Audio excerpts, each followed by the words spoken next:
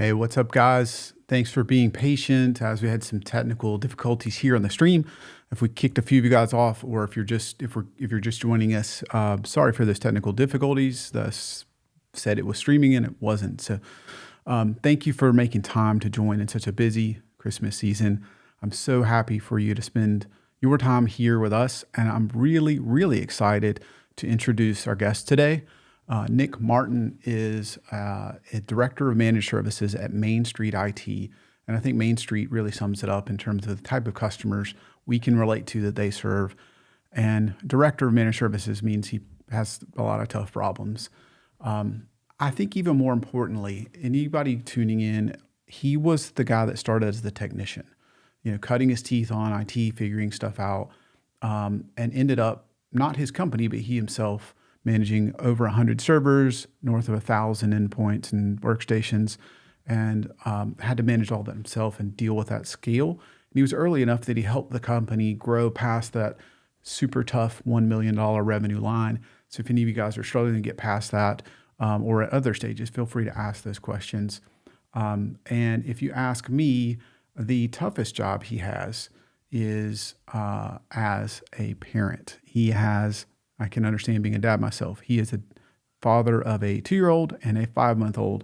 So he's a sleepless director of managed services. So Nick, welcome to the show. Thank you. Thank you for being patient as we got things re-kicked there. Yeah. And so how do you do it with a 2-year-old, a 5-month-old, director of managed services, and by the way, now guys, partner in the company. So got a few balls to juggle. Yeah, no doubt. Well, first and foremost is the coffee aspect is pretty much my drug of choice. Well, it's really my only drug, really. It's an addiction. It's really bad. Yeah. And secondly is having a wife who is comfortable watching my 2 children so much so I can continue to pour into the business. Now she keeps me honest. I gotta make sure I make time at home. So really, I don't know how I do it. It's a lot of work and a lot of energy being poured out. But it's been a lot of fun too. Yeah. Awesome. I remember I loved my kids once they slept through the night. Before that, I was like, I was on the fence a little. I just can't function without sleep. So hats off to you. So we kind of talked about the title here today is Recession-Proof Your MSP. So tell me what you're seeing. What are you seeing going on? Are you seeing signs of that? And what do those things mean to you? Yeah, no, that's great. That's a great question and a great conversation all around. I mean, depending who you're talking to, I mean, we already are in the midst of a recession. And so right now we are having some of our customers reach out to us and ask us, prove your worth. Prove your worth. And now I'll say that with a caveat is that really those are our bottom tier customers. We actually have a grading system in our company.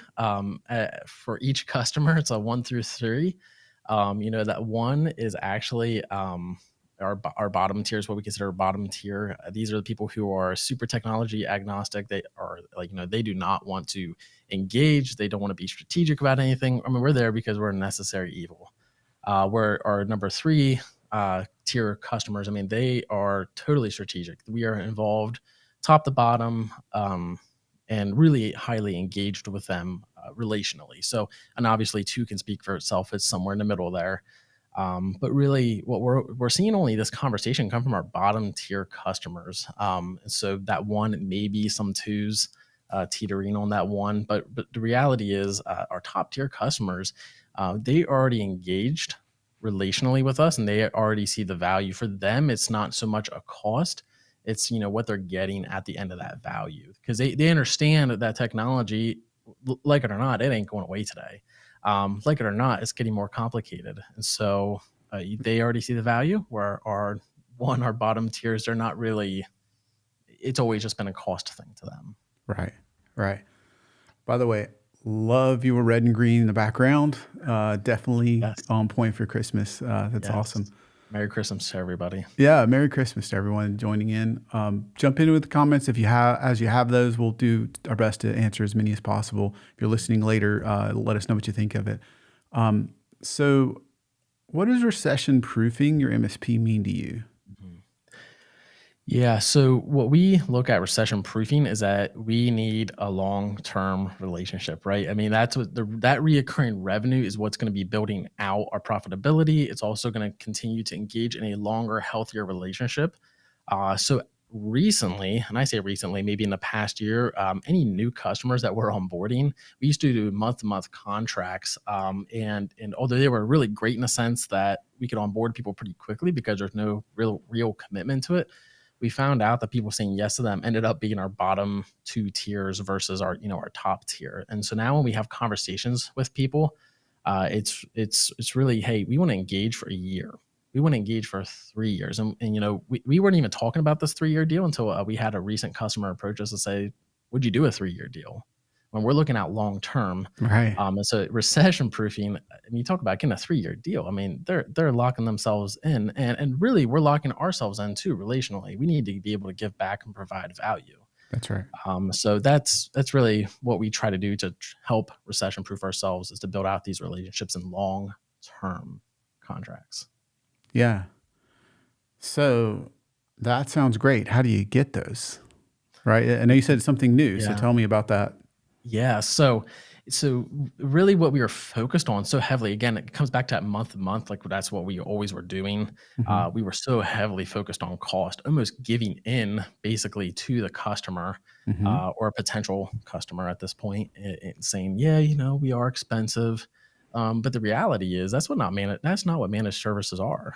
Right. It's all about value, way beyond just dollars and cents. I mean, you need to provide strategic value, and we can dive into cybersecurity. We can dive into, data centers, cloud. But every single thing is getting that much more complicated, that much more feature rich. There's tons of value out there to be delivered on, and these companies that are growing and expanding, they are the ones leaning into this new technology. They're the ones leaning into these new feature sets and wanting to get value out of it. So we stopped having those conversations. Yeah. We actually had a recent potential client. It was a lead, and they wanted to harp on dollars and cents, and it's like, yeah, I totally understand that. And if you're not in a place that you want that, and that's not something that we're out to just lower our value, because we have value here and we're way cheaper than, and then if you need to go higher. So because there's a lot of one-man shops out there, and I don't mean to diss on them, but they'll always undercut, right? I Sure. mean, You can they can't beat actually them. deliver? Yeah, you can't beat them, but can they also give you the same value that we've built ourselves up to be? We were that one-man shop, don't get me wrong. When I started, I was employee number 2. Uh-huh. So I mean, we've kind of worked our way through that whole process, and it takes time. It does. I mean, you're gonna need to put some little blood, sweat, and tears into it a little bit, and but coming out the other side, you can't budge on That's right. pricing and valuing ourselves, because that was a hard lesson. But now what we're seeing is our leads are way more relational. They're looking super far into the future, and people are seeing that. Real quickly, I just wanted to let you know Morgan was just about to compliment the setup, I think, when I was Yes, asking about that. So nice look. awesome. So others are Yeah. noticing. And then I did want to talk about, you're talking about the 3-year agreements. Mhm. So Scott has a question saying, hey, with the 3-year, are you getting an annual increase?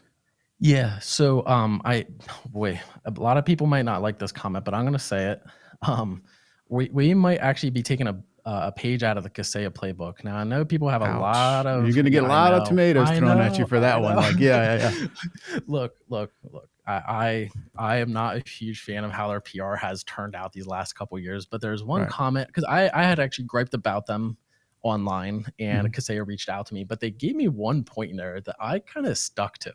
I actually I believe it. They said the reason why we want 3 years is because we can deliver the best value if we know you are with us for 3 years versus 1 year. Mhm. And it sat with me, and I thought to myself, all right, I actually get that. So that's another thing that helped us move us to that 3 years. So no, we actually don't give annual increases. What we're saying is, hey, for 3 years, you could be locked in, no problem. Because the reality is, even that annual increase, even with the 1 years that we do implement, we every annual contract we do implement a 1-year increase. I mean, the percentages are very small, but if I Mhm. can lock a customer in for 3 years, that's stability. Hmm. And it's not easy. Again, it's not easy. Not everybody's going to want that. We still have a lot of customers that don't want that. But it does help us provide the cheapest. I say cheapest. That's probably not the right word to use here, but deliver the best value at the least amount of cost. So actually, what we started doing, and as our 3 years are our standard, and the 1 year actually gets a little percentage increase. Oh, you want the 1 year? Okay, we're going to actually increase that because again, it goes back to that value portion. So I apologize. I brought up Kaseya, and again, they're not the most PR friendly firm in the world, but Right. frankly, I do agree with that. I agree with that whole 3 year deal. I think there's something to be said for that. I love the candor and the courage to agree with the least popular vendor in the space, maybe at the moment. So that's awesome for you. Yeah, I yeah, love the conviction to do that, and you can learn from anybody, right? You can learn that's right. from good and bad. Mhm. So, so that's awesome. Morgan had another question about turning away potential customers being so difficult.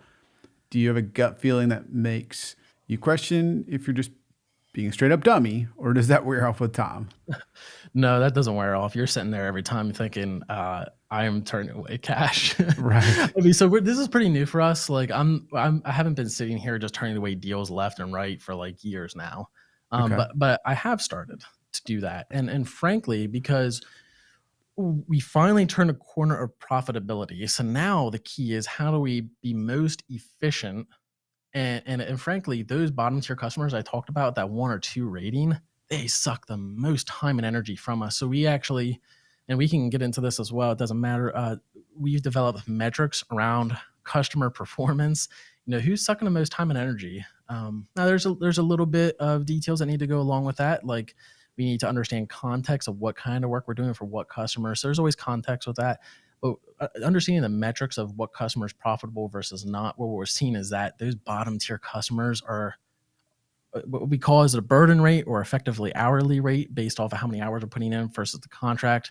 Those bottom tier customers just aren't worth it. I mean, we lose money sometimes, and so Right. that's the way I've justified turning away customers as I meet with them, and really all they want to do is talk about price and getting that discount.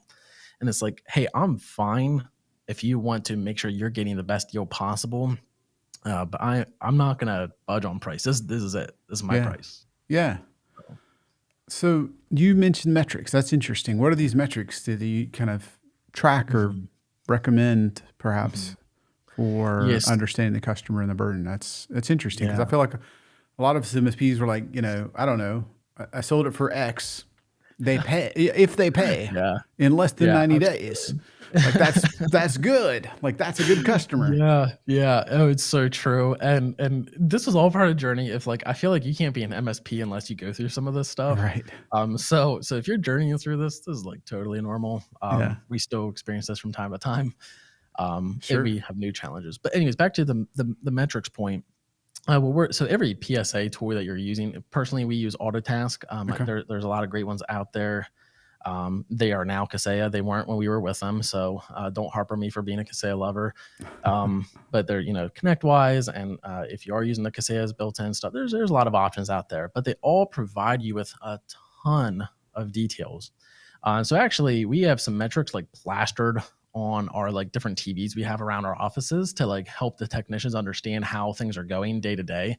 And so what we do then with that is we have metrics for our techs, we have metrics for our executive staff, our financing team, stuff that we review. So we take metrics out of our financials, or our yeah, like so right now we're using QuickBooks, and then we take data out of Autotask, and we're putting all these together to make sure that we're getting the best value. So everybody's using these tools. It's just a way to pull out that information for the most helpful data points. So, for example, I talked about the burden rate or the effectively hourly rate.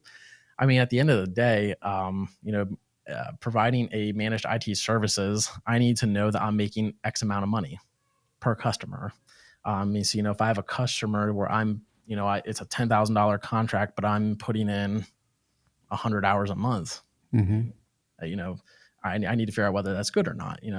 Or so like for example, 100 hours a month that I'm putting in for work in $1,000 a month contract. Obviously, that ain't going to work out so well. That Right. I'm not making enough money Right.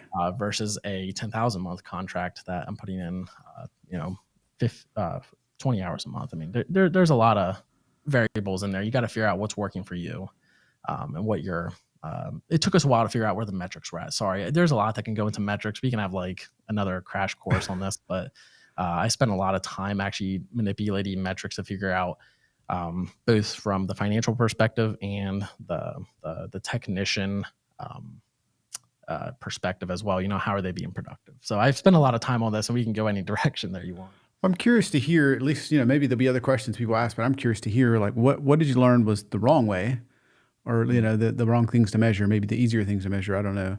And, how did you know that this is the right blend? Because, technician utilization, there might be something that's easily seen, but that doesn't tie it to the customer or the agreement, and that doesn't tie to your QuickBooks or whatever your finance is. So how'd you figure out this is not right and this is not what we need to do? Yeah. So two quick stories. One is the wrong way to use metrics or to even implement metrics without making sure your team is on board, and the other is helping us understand what customers are our best customers. That 1 through 3 I talk about. So that for the first story, we had released this whole idea of kill rate. Our technicians are taking daily tickets, not including projects. We're kind of separating those out.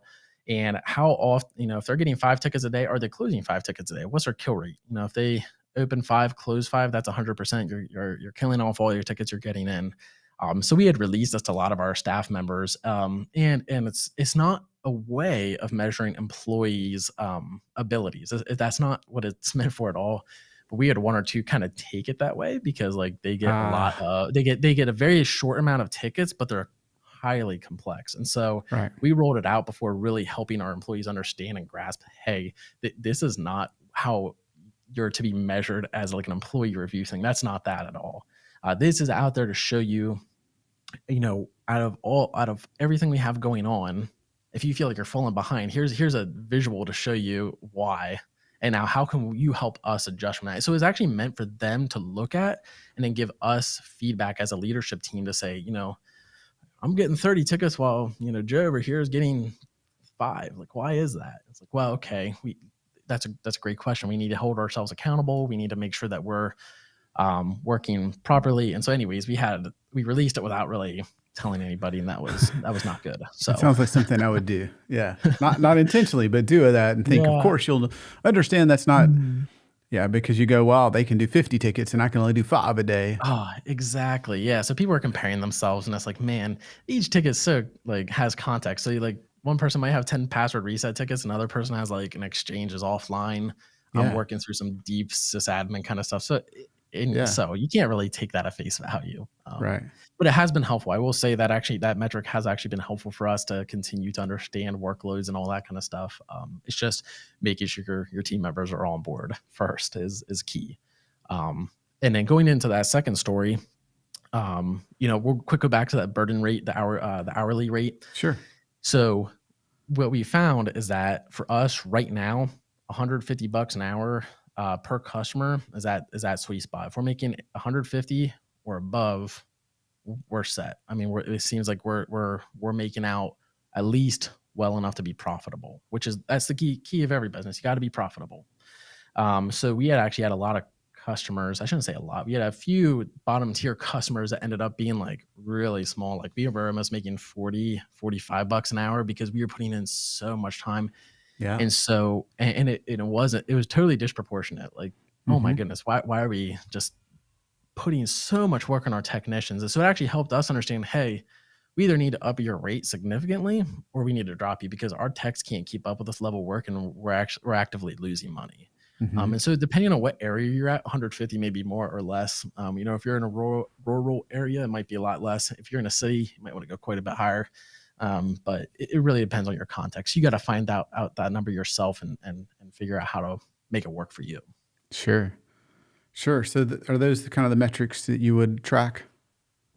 Yeah. So some of these are only for the executive team, because really we don't want to burden the technicians for them. But it is, a lot of this stuff I see basically on a weekly basis. I review everything and we present it to the team and say, okay, where do we need to adjust, or are we good to go?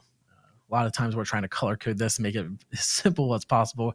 Green means good. Red means we need to seriously adjust. Okay. So yeah. Yep. So track the right metrics to know you're profitable, or if you're Hmm. not. Hmm.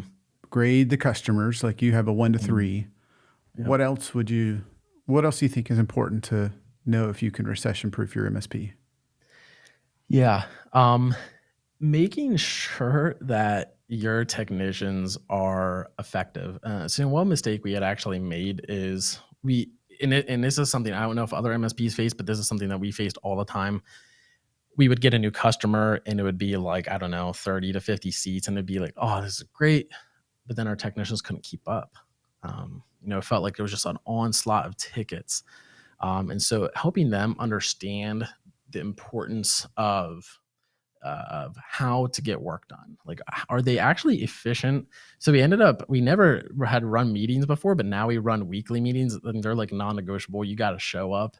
And these meetings are part of the processing. Are we redoing tickets? This kind of stuff we need to review together. You can't be having a technician that's just run, run, run, run. And so we actually have a metric to measure our billable time per technician. And we like that sweet spot is like that 75 to 90% billable time would be that sweet spot, because anything over 90%, and really you're working them. I mean, they have no time for documentation or time to hardly catch your breath, really. And anything under 75%, you're probably overstaffed. Right. So it's understanding too how well your technicians are being utilized. Because we went and we thought, hey, we got 2 or 3 customers in a row, and we're like, hey, we need to hire all these people, and so we did, and that was like a huge mistake. We should not have done that. We weren't ready for that. We weren't actually being effective properly. Yeah, that makes a ton of sense. Well, Mhm. let's switch gears. I mean, kind of on the same topic, recession proofing, but how do you recession proof? There's being efficient, know if you're making money. Sounds like that's kind of important. Yeah, super. What about on the revenue side? How do you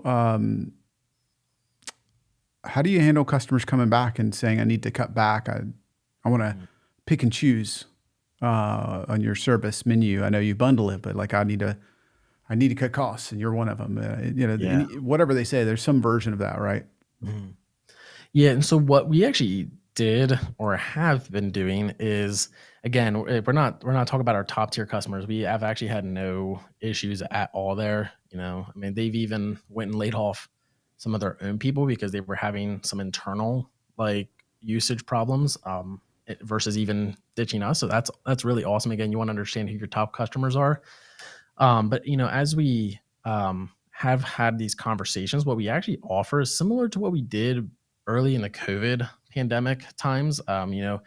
Hey, if we gave you some discounts for the next 3 months, maybe give or take a month in there, would that help justify keeping us around longer? Because but now we can't put the time in. Now we Mm-hmm. don't want to put the time in. Like, we're still going to do our due diligence. We're still going to do the maintenance, the monitoring, but we cannot put like outrageous hours in. So we're going to pull back the amount of hours, especially on the help desk side. Because again, other than that, the moment you start a la carting stuff, and that is so hard to not do. Mm-hmm. The moment you start doing that, you're going to end up with a mess in the books. You're going to end up with a mess in the customer, and technicians aren't even sure what they're doing for each customer because each customer is totally unique. I mean, that's really hard on your technicians. And so that's the case. We try to do a very short term. It's got to be short term, or else they're not the right customer. They got to be able to get off our plate then. Yeah. And so we've actually let a couple customers walk. And as again, we talk about, you just need money. That's a problem. A lot of people I need cash, but the thing that's really hard to see is you need the correct cash.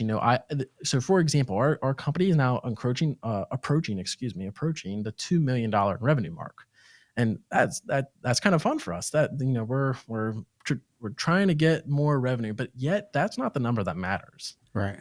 Profitability is the one that matters. And so we had actually met with a peer of ours who does $8 million in revenue, yet their profits are less than 6%. It's like 5.25 or something like that.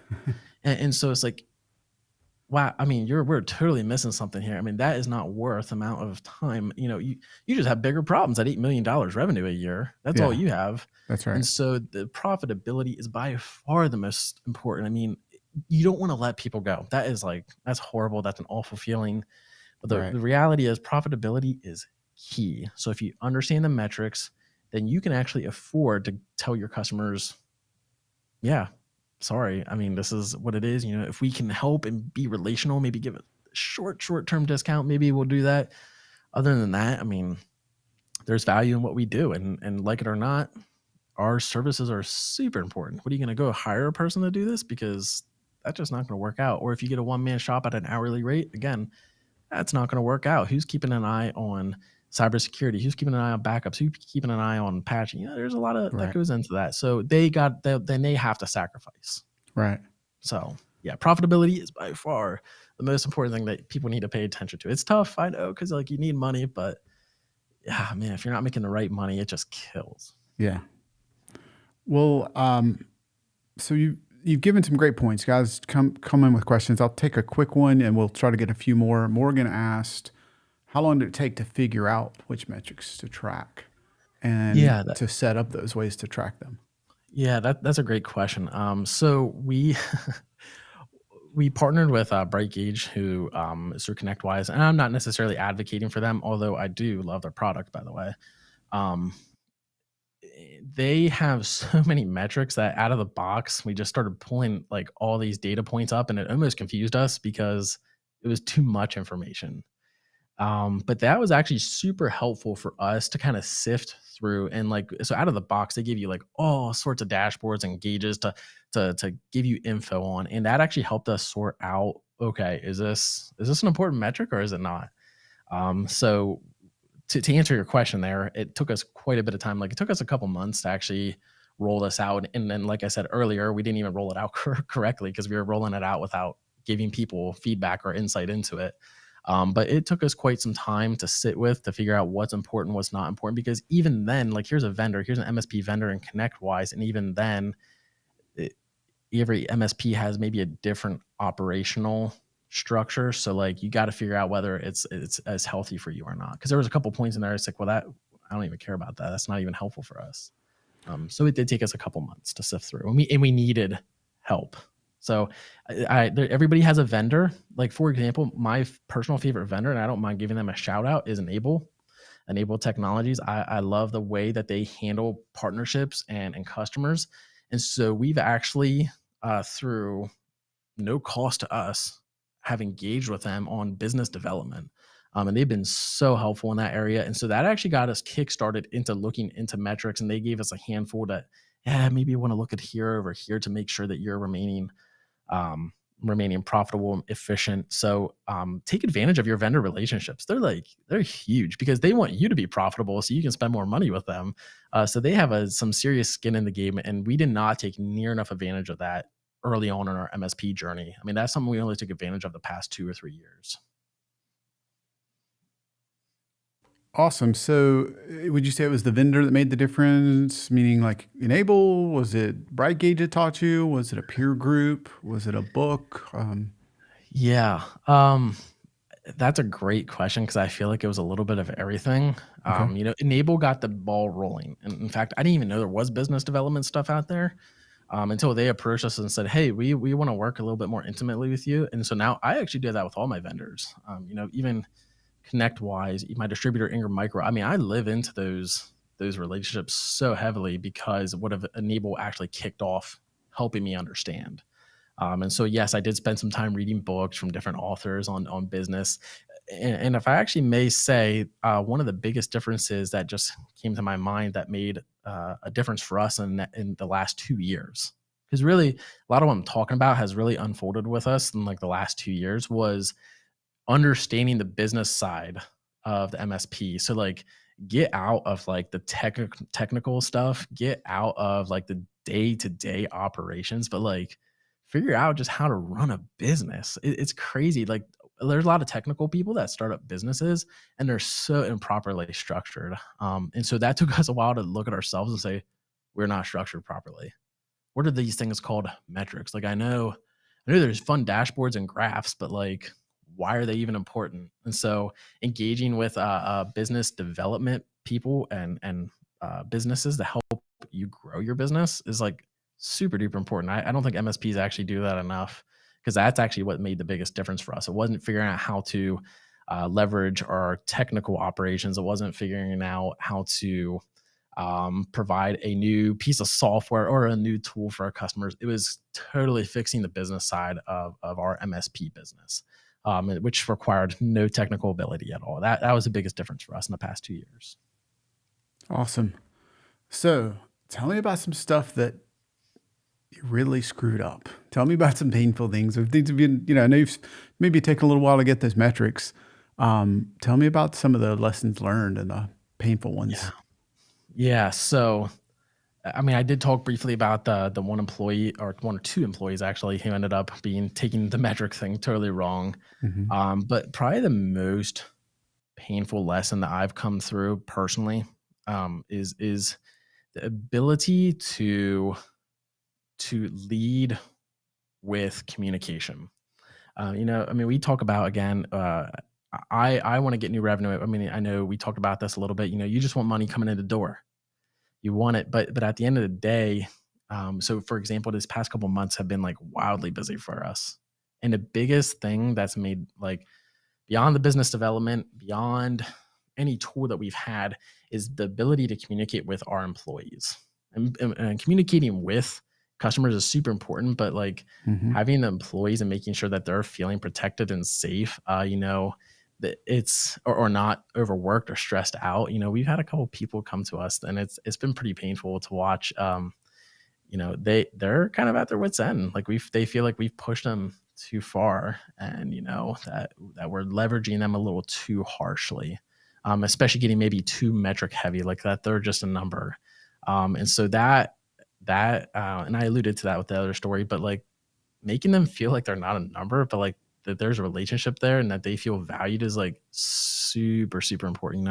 We have one or two employees that will actually do almost anything because they feel valued. And they've done actually work that I would never even ask them to do. And they're just willing to do it because, we've had a lot of great communication with them. We've worked past the whole metric things, helping them get on board with the business. If they're not doing that, it's going to be really tough to grow the business in a way that you want to grow the business. Right. If you don't have the right people, you can't grow. Right. And if Yeah, you don't keep them, that's if you don't retain them, hmm Yeah, and allow them to grow. Yep. yeah, everybody's got their own growth path. Right. That's right. Now, we were talking backstage, and you mentioned that unfortunately, like a lot of MSPs, you also had a horror story with backup. Yeah. So tell me about that. Yeah, absolutely. Again, I don't know if you can be an MSP and not have a horror story about backups. And that's probably the one thing that took us way too long to figure out. In the early days of our MSP, and we didn't even call ourselves that back then. We just hopped and jumped to different backup systems like crazy. And so it was about this time last year, actually. It was the week before Christmas, like 6 or 7 days before Christmas, and we had a manufacturing firm who was a customer, come to us all of a sudden, pretty frantic one day, and basically all their systems went down. There's a hardware failure. They had something totally get corrupted in one of their SANs, and so now it's digging deep time to see, okay, do the backups work? And to take a long drawn out story, and somewhat of a painful story, because there's anytime that happens, there's a lot of finger pointing, Hmm. which is always fun. But to take that long story and make it short, what we ended up doing was 24 or 48 hours had passed since them going down, and all we're doing at this point is actually just testing to see if the backups work. And so the backups Yikes. had like stopped or been intermittently working, kind of thing. And so like the 24 or 48 hours, what we were doing is like, okay, we got a backup from 2 weeks ago. Can we restore it? Oh, we got a backup from 2 days ago. Can we restore it? And so, oh no, we can't do that. Okay, we got to go maybe another week or a couple days before that, because that's the last time the backup had actually run, because the internal IT guy hadn't actually been getting notified about any of this, and it was as his responsibility. And so it took 24 to 48 hours to even figured out, okay, we have a great backup. It's from the most recent we can get. And they lost 7 days worth of work in their ERP system. So the accounting Oh, team ended up working, I think it was like 16 hours or something crazy, for every day until Christmas. After that 24 or 48 hours. And even after that, it was really bad because it was the end of their fiscal year and the timing just couldn't have been worse. And Mm-hmm. anyways, long story short, it is very painful. I hate when backups become an issue because the only reason you need them is when crap is starting to hit the fan. Right. Any lesson for anybody out there from that? Anything you learned from that? Take backups seriously. Build a metric around backups because we have them and we monitor them like a hawk daily. You got to understand Nice. what backups are working and what backups are not. And they need to be a high priority because it will never fail. It'll go down at the worst possible time. Absolutely. Mm-hmm. Yeah. Well, speaking of backups, guys, this podcast, this stream is brought to you by Servosity. And what we do at Servosity is manage your backups. So with Servosity Safe, you can cut your support tickets in half and have us take the problem off your plate. So Servosity Safe includes daily testing of every single volume, every single day. Testing every day, not something you can typically do with the people and process and tools you have. Then we take those tested, known good backups and we store them in tamper-proof, ransomware-proof, immutable storage. And what really makes us different is our fully managed backups means you don't have to babysit backups anymore. So you can free up your best techs to focus on the metrics, to focus on your best clients and differentiate your business as you start to grow and scale. So if you're growing and you're scaling and you're tired of wasting your time with failed backups and VSS and troubleshooting and wondering if you can restore, book a call at servosity.com/call. That'll book a call with me if you'd like to talk more. Thanks for sharing that story, Nick. It's so unfortunate because I feel like you have the folks that think they're doing enough, and then you have the folks that lose sleep at night. And it didn't feel like there's a lot in between. You know, there's and as a backup, company, we feel, my story was I was an MSP who lost data, right? So I'm super paranoid about this, and I feel like as an industry we could do a lot more to make that easier to know. So, it seems crazy in this day and age that you could have a week's worth of backups that weren't any good, and there was no obvious, I guess, warnings or indicators, right? So hang on one second. I had you muted there. So no worries. All I was going to say was, here's the thing with backups is that they tend to be the easily most overlooked thing because you only need them when you run into an issue. Mm-hmm.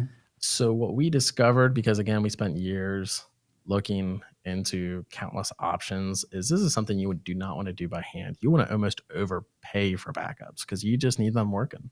So now we pay more than ever for backups. But yet for us, it's gotten us out of jams time and time again. Yeah. Yeah. Thanks for sharing that. I know just hopefully it helps somebody that's out there that's, struggling with those. So tell me about another struggle, right? I know you mentioned this, the people, right, was a big part of it. What's something else that wasn't obvious? What's one of the other struggles? And then especially if you have anything related to what wasn't obvious to kind of recession-proof your business? Yeah, and I think it's probably goes back to a little bit. I think Morgan had brought it up earlier about, saying no to bad leads and understanding the correct money. Like that is still something I really struggle with. Even at, for example, I had a recent deal that was worth about $50,000 a year. That's excellent. That's nice. Yeah. Yeah, that's great. That's a nice. The problem was when we were in talks with this person, ended up going until they figured out how much actual stuff they have in their environment, they doubled in size from our original conversation. And I was like, whoa, let's talk about that. Cause 40, 50, that's really good money. However, the amount of work that's going to be involved there is you're doubling that. It's it's not the most obvious, but not all money is the same. It's just not. And so again, I go back to the whole idea of profitability. You need to figure out, first off, you need to make a profit. So again, this isn't for anybody out there that's basically just started. Sometimes you just need to get through the mud and just get through that. But like if you've kind of started working your way into this idea of true reoccurring revenue, you've matured as an MSP, the profitability piece and understanding that not all money is the same is so critical. Hmm. That was not obvious to me at all. But you know, as I'm having more of these conversations and understanding that concept, it's saved our technicians and actually our company from making a lot of mistakes. Because at the end of the day, if you overcommit, so for example, if I would have taken this deal and all of a sudden, you know, it's double the amount of work, you're not going to deliver the same value. And Mm. so that person, that company, that organization can come back. Being a local organization, they can come back and really just slam your work because really, I don't know how anybody else's economy runs, but ours runs by word of mouth. Hmm. I mean, you get a bad name out there, that's just going to kill. So we find it that you have to say no. If you can't deliver on, if I cannot deliver what I know is operational excellence, delivering a full cybersecurity package, whatever I'm promising. If I can't deliver that, I gotta say no, because if I say yes and totally under deliver, people hear about that, and it's really hard to get out from underneath that. Underneath that wording, you know, there's a couple companies, local competitors, that frankly they kind of got that name to them, and it's probably just from over promising. You know, they're trying to deliver too much. And so this idea of understanding that not money's all built the same and you need to deliver the same value time in, time out. If you can't do that, you're better off saying no. And that just sounds that's so hard. That doesn't go away. So, if you need to pick the right clients, not all revenue is created equal, is what I'm hearing. Hmm. How do you do that? How do you, right? I think most of us go, first of all, it's really hard to turn down $4,000 or so a month, Yeah. right? For most of us. Hmm. And second, if I do, well, how do I go find the right people? Because I just keep getting a lot of Hmm. ones that, you know, Yeah. they sounded good in the beginning, like you said, and then they increase the scope Hmm. dramatically. So, Yeah. And so, well, so to answer that first question, you know, or actually to answer a second question, yeah, the second question about how do we go about finding the right clients, the first thing that hits me is something that not a lot of people are doing. Actually, the MSP market as a whole is doing this horribly, and it's marketing, man. You've got to market the fire out of your business. You gotta make sure that every company out there understands you, not only from a technical perspective but from a cultural perspective. Like that is so important. So I will credit my main marketing man, who his name's Stuart. He has just done a wonder. Him and Melissa, who did a lot of work for us in the past couple months. He's just been an awesome dude. So I'll give him a small shout out there. But he has just yeah, go for drilled it. into this idea of content, and delivering content that is helpful to the right perspective clients out there. Now, because what I will say is that there's a lot of bad like content out there. Like for example, MSPs everywhere just keep drilling into multi-factor authentication. Like this stuff is like you need to do this, you need to do that, and people just roll their eyes. Right. And it's just boring stuff. And so I'm gonna go back to what I talked about earlier, and it's about delivering value. What MSPs need to do a better job of, even to recession proof, and I'm convinced of this, is to market an outcome. You know, you want to market the fire out of your business to market, we're not a necessary evil. What we're going to give you is X, Y, and Z. And what that might be is what we're going to give you is stability and reliability. You know, for a lot of the companies out there that their networks or servers or whatever is just crapping and crashing all the time, you know, that you want to deliver a story, you want to deliver a message, an outcome. We're going to make you reliable. For the backup customers out there, we can deliver safeguards to ensure your business will be continue through any type of natural disaster, through any type of hardware failure, through any type of ransomware attack. You want to deliver an outcome. That is how you're going to actually start connecting with the right customers. So we started doing this about a year ago, and it takes time. It takes time. So about 6 months ago, we started seeing huge returns on this kind of conversation. I mean, the conversations we're having now aren't typically based in finances. Don't get me wrong, we still have them. Do we still have leads come in where we end up talking a lot about money, which is eventually everything does come down to money. But the Sure. majority of conversations we're starting to have now are based around values. Oh, you're delivering this. Well, how do you deliver that? Well, we're going to come into your organization, and even if you have an IT person, we're going to help that person, take the next step to making sure that your business can just function and work. So really, MSPs need to start marketing outcomes and start getting content out there that is actually helpful. Now, don't get into technical stuff. We already do that way too much. You need to deliver outcomes and stories. That's really where it needs to start. That's how you're going to have better conversations. Right. So don't get too technical. Deliver outcomes and stories. Mhm. Give me an example. What's an outcome or story? What's a medium? Because Yeah, I feel absolutely. like you can join so many groups and just like repost the Yeah, same MFA story, and yeah, that doesn't do yeah. anybody any good. So every MFA out there has a story. I mean, I just talked about one with a backup. Here, let me deliver another backup story. We had a recent customer who they're a retail customer, Mm-hmm. and on Black Friday, I don't know why we're doing this, but we're gonna do a point of sale upgrade. We should not be doing this on Black Friday about an hour before they open. Well, the software it totally blew up, Mm-hmm. totally blew up. But because we had the right backups in place, because of a vendor mishap, the vendor, I mean, it was a bad upgrade. Is what it was. It just Mm-hmm. went to crap, and so because we had the right systems in place, we were able to, within an hour of opening and them starting the upgrade, we were able to restore 100% and get them up and running with zero downtime. I mean, it's a very small story, but it's a story about how you deliver results. You're delivering zero downtime. You're Mm-hmm. delivering, when stuff goes wrong, because it will. Mm-hmm. We're going to be that partner that's there for you and actually have systems in place to get you out of that jam. Yeah. And so again, that's a very small story, but you got to deliver on these stories because we all have them. We all have times where we go through those big problems, and you'll know it because these are the frantic phone calls that you're taking day in, day out that you end up resolving for them. Yeah. So the story then is zero downtime, no Yeah. problem, or minimal downtime if you were able to get it back up within a certain amount of time. Whatever that story is, you got to be able to deliver that.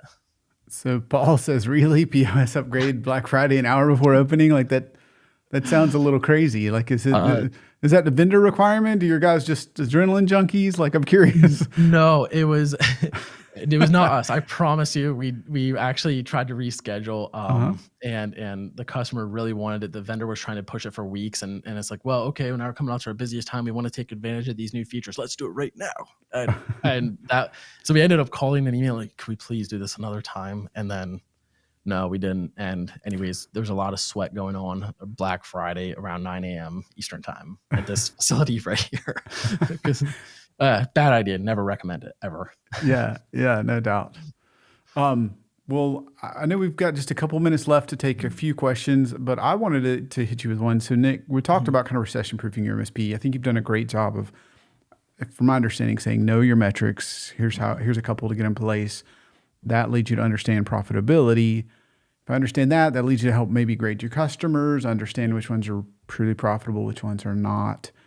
And then, of course, I had to ask you tough questions like, how do you get those kind of customers? So what are the top, you got 2 or 3 takeaways. You struggled as an MSP, right? It's not always been easy. No. So, what are your top takeaways for recession proofing your MSP or getting to the value conversation? However you feel like that makes sense. Yeah, no, that's good. I mean, I think the first one, but actually it's my main one, is you got to start working on the business. And so now some MSPs that won't be possible because you don't necessarily have the staff to continue with the technical day to day. But if you can even just take 1-2 days away a month to really work on the business to help deliver that value, and help structure your business, that is just so important. If you need to get outside help and bring people into your company to deliver, again, business development concepts to help you understand the business better, you need to spend time working on the business. Way too many owners, way too many partners spend time in the business. It does nothing but just pile up work to do. And so you're going to have times where that is stressful, and because there is a lot of work to do, but you got to find time to do that. And the second thing for me is learning the ability to say no.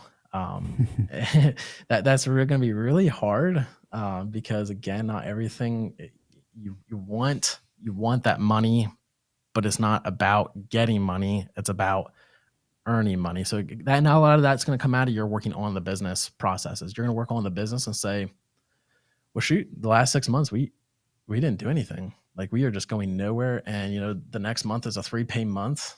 What are we going to do with that? I mean, that's going to help you understand how to say no to the next potential bad client. And that's going to just take time to figure out. You're not going to learn that overnight. Actually, what you should do is rate your clients today. You're going to figure that out real quick. What are the similarities between my best clients and my worst clients? And how can I either avoid them or get more of them? Mm-hmm. And maybe fire the other ones as you get more of the right ones. And we've had to do that. Absolutely. Because you're sucking too much time and energy. Do you want to up your contract? No? Okay. Well, sorry. I mean, I appreciate helping us get where we're at. But at the end of the day, my guys need paid. My guys and girls need paid, and I want to pay them well and take care of them. Yeah. It's all about the people at the end, right? Absolutely. Well, I appreciate you and giving up your time, valuable time to be here, Nick. Anybody that's here on the stream and put in their time to be here, thank you so much for this.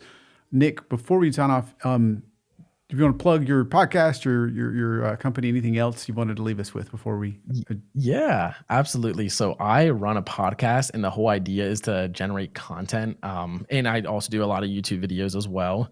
And so you could check out our channel. You could check out our YouTube channel on our website, mainstreetitsolutions.com. I also run that podcast I was talking about, where I invite different leaders, business leaders, into the podcast to talk about business challenges, but then maybe have a technical spinoff. So like, what about it has like a technology spin to this business problem? How are you using technology to help yourself?